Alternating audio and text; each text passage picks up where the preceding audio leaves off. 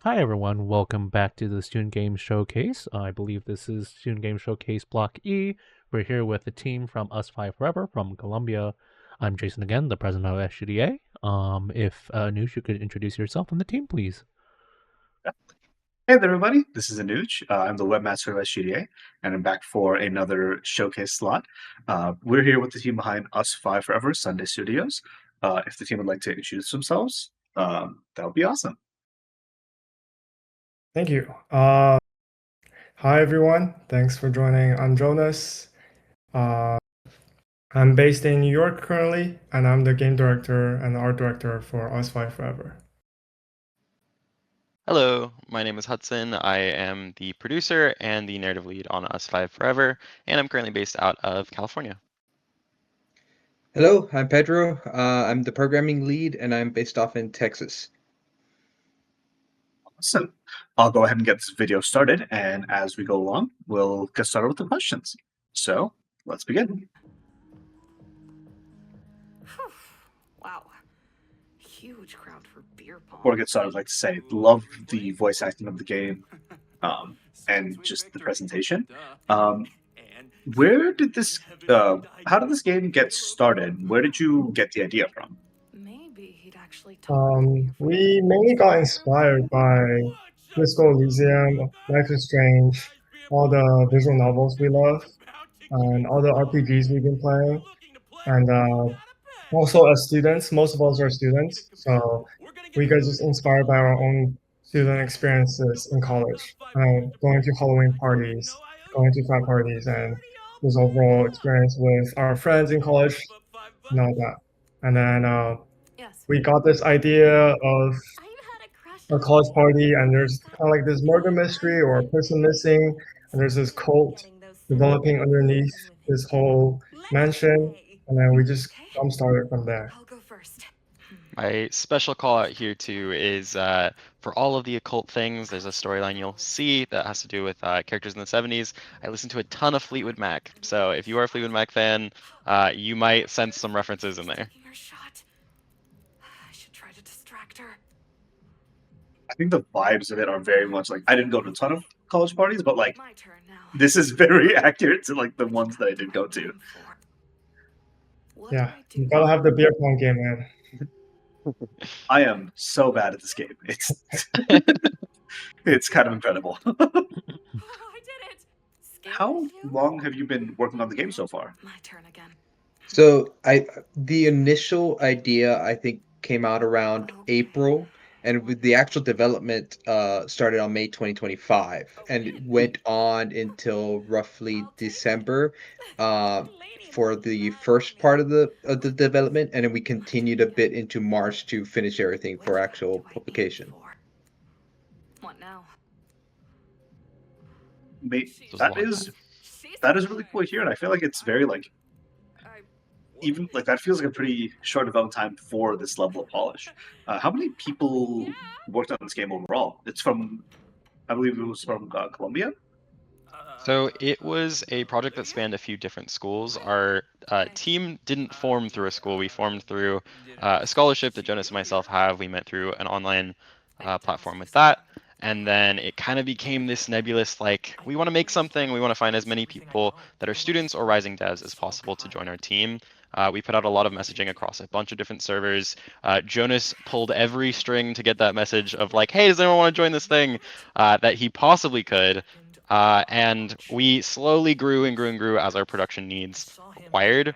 I believe at the end of development, including all of our voice talent, because the game is fully voiced, we had about 185 people in total touch the game. So a lot of people, including all the support that stepped in at some point.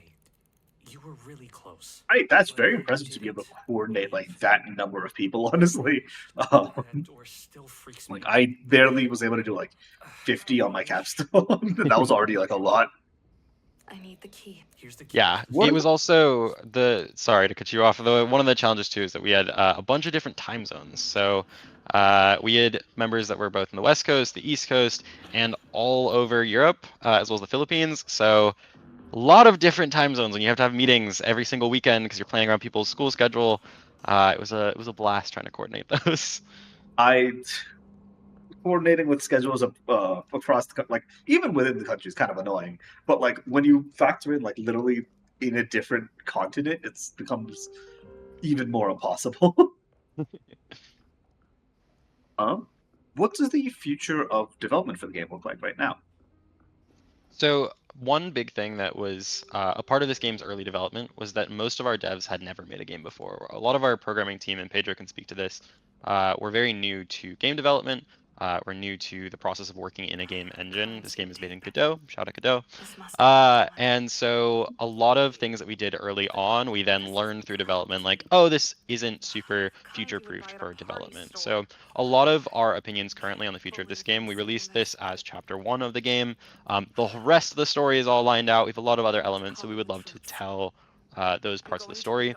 But I think for right now, there's a lot of work that we would have to go back and do to kind of restructure early parts of our development's code and assets and things like that to make sure that it was stable enough for us to continue development. So currently, we're on hiatus. We're working on another game at Sunday Studios right now, and we have a future plan for some more. So currently, our priority is not continuing this game's development right now, but we do intend to pick it up at some point. That makes sense. I think it's very.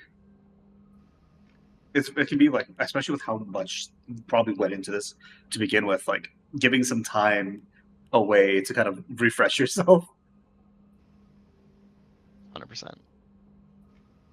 How has the game changed over time from the original idea, if it has changed, or has it remained generally consistent? So our initial pitch, so the way that Sunday Studios originally formed the idea is that we held a open idea pitch. So anyone that was on the team in the early phase was able to pitch their concept for a game. We were all able to look at it, review it.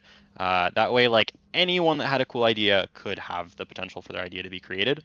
The original pitch for this game was like the elements that stayed the same were like college party, something supernatural, and the art style and vibe was kind of concepted really early on. It went through a lot of different iterations. The very first version of the game that we were designing around was a somewhat time loop game that was borrowing a lot of mechanics from Citizen Sleeper and kind of dice-based mechanics. It was like RPG light, where your classes were based on what costume you were wearing. So if Olivia, our main character, was wearing a different costume, she might be able to do different parts of quests. She might have like different things she could do on each loop. So it kind of had that like not roguelike, but that cyclical gameplay loop that we were really working on. There are a lot of scope creep issues of that. Namely, the more you build loops, the more you have to build contingencies. And what if I don't have the costume and then this quest breaks and then I have to do it again? And so we eventually decided to shift away from that loop that we were looking at. It then became this more linear narrative game. The story got restructured because obviously if you're experiencing it in little bite-sized circles, it's very different than just experiencing it linearly.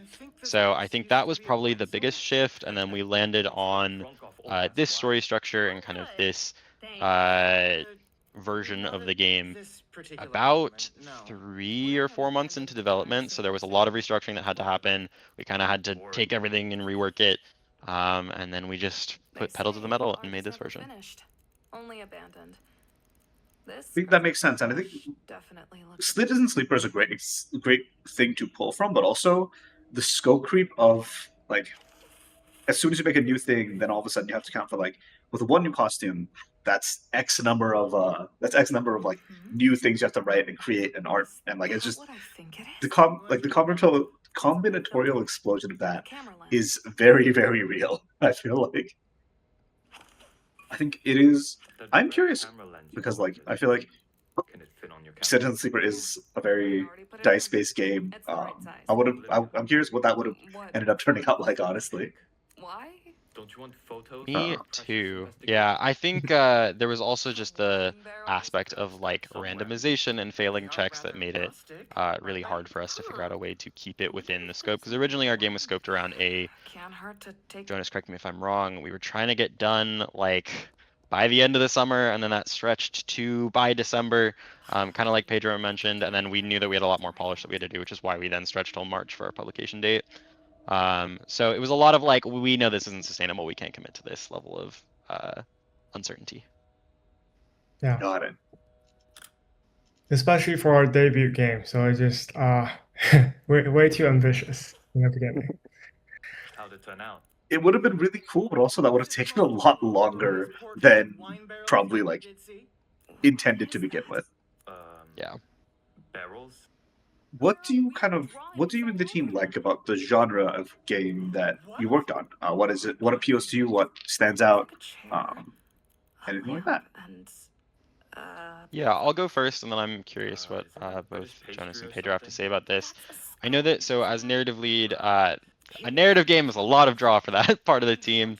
Wanting to tell a story that specifically for us, we wanted to make sure was representative of as many people as possible, as many identities as possible. I am a queer game developer. We had a lot of team members who were from other walks of life and really want to inject their own story into this game. So we wanted to make sure that like our cast of characters didn't just kind of look like some games on the market do right now. We wanted to make sure they were really representative of our actual team makeup. We wanted to highlight all of those different stories. And so this genre kind of gives us a really good way to do that.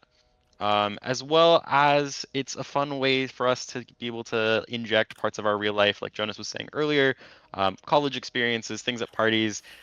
When we were originally concepting the locations for this house, we were like, oh, there has to be a sticky, gross frat bathroom because that's at every frat party that anyone on the team had been to. And we were like, okay, we got to capture those little moments. So it was a really good way for us to like build a world that is very much within our own, but still got to do some interesting things with the narrative. Let me see. Huh. Yeah, for me, it's mainly the characters. I'm the art director for this game, so I love all the different characters, the environments that's like in the space that feels lively. You can talk to, and we have had so much fun designing these characters to put our own experiences into these. Like, I put a lot of my friends, and even my friends' cats, pets into the game just to have more and more immersiveness. Yeah, it's mainly, we get our inspirations from real life. That's how it works.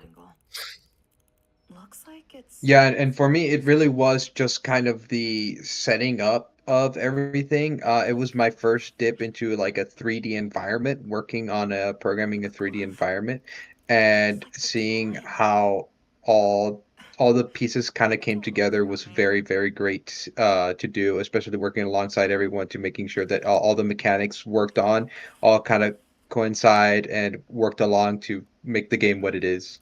It's the checkered chair from the That makes sense. That like it really does come through of like feeling very personal in a very cool way um, in the gameplay. Awesome. I think we are coming up on time, but is there anybody that the team would like to shout out? Anybody that would like to mention? Anything like that? I'll definitely shout out our animation studio that wanted to collaborate with us, Friendly Foe, a Filipino animation studio. They saw our like social media posts about concept arts and marketing art on our social media on Instagram. They reached out, and then we were able to gladly collaborate and create an animated 2D animated trailer for our game.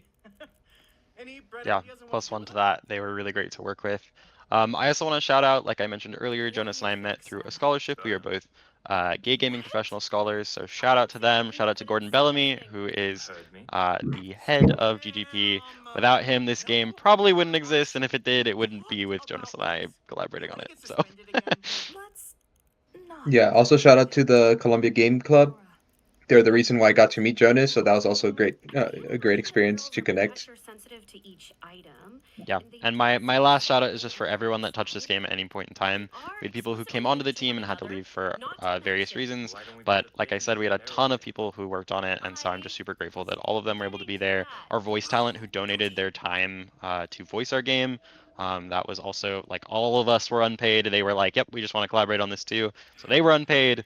And I think it was just a testament to how much people, and especially rising game developers and students, want to come together and collaborate, that they'd be willing to do that. So I appreciate it for them. Okay. Where should I put the triangle? So, this was Us Five Forever. Thank you to the team for coming out and speaking with us today. This was really cool. You can check it out on Steam now. We'll post a link in the Summit show in the Twitch stream and also in our Summit channel. Yeah, thank you so much for coming to speak with us. Up next, we have Japanese Salaryman, and we'll see you in just a bit. There's only one way to find out.